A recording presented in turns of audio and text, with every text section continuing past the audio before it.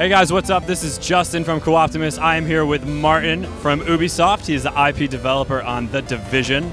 Awesome game coming out of E3, built from the ground up for co-op, it seems. Can you give us a little bit about the background of the story and like sort of why New York is the way it is and things like that? Sure. The basic premise of the game is that there's been a release of a deadly biological agent. And that's turned into a pandemic, and it all started in New York, so New York has basically crumbled the furthest of all places, and it's about to collapse totally.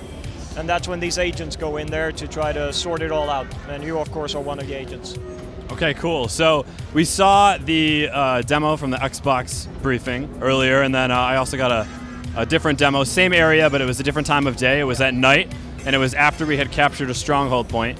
And so we were going through and we were basically saving a supermarket that was like essentially under attack to get the resources out of that. And then when we were done with that, it had an effect on the whole area, the whole map, a positive effect on that. Can you talk about how those actions change the player world around you? Sure. The world is divided into districts, and in each district there is something we call the base of operations. And there are three things to keep in mind when it comes to the districts and the base of operations. It's security, morale, and contagion level.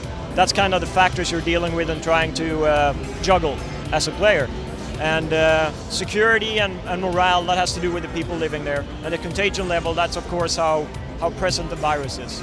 And once that reaches a certain level, you can start playing around with the base of operations and try to figure it out and restore a semblance of order in this chaotic district. Okay, cool. Yeah, so I saw when we went into the supermarket, we restored power, and like the sprinklers went on, put out the fire essentially, and then it was saved.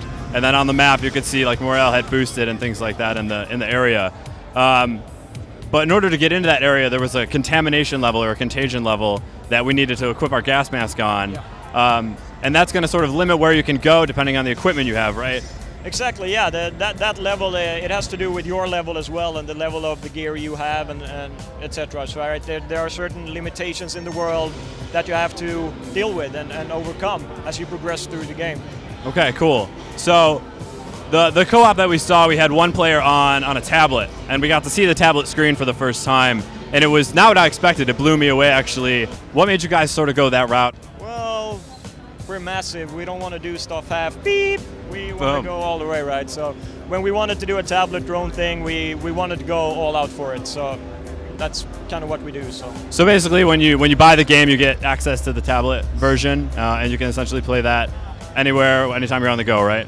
Yeah, it's connected in, so you can have this fifth player. He can support the 4 others on his tablet, and yeah, that's pretty much how it works. Yeah. So if I'm playing at home with some of my buddies online and one of my friends is over and wants to get in, I can just hand him my tablet and say, hey, like, you can help right now. And we don't need to split screen or anything like that. You can have your full experience, right? Yeah, exactly. Yeah.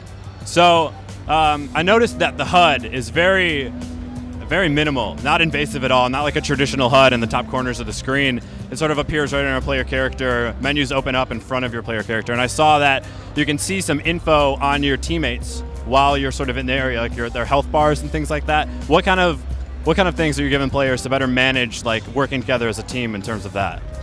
The guys who designed these systems, they're all co-op players at heart, so they've been very careful to pull in systems that you need to keep track of your friends as you're playing, their health status and whatever they're doing, their location in the world, all that stuff that matters, right? And that's displayed on the HUD as you need it, pretty much. And yeah, you're right, the HUD is minimal because we want a very immersive experience. And it kind of goes together. The HUD elements are our version of augmented reality, so it's a logical HUD, simply.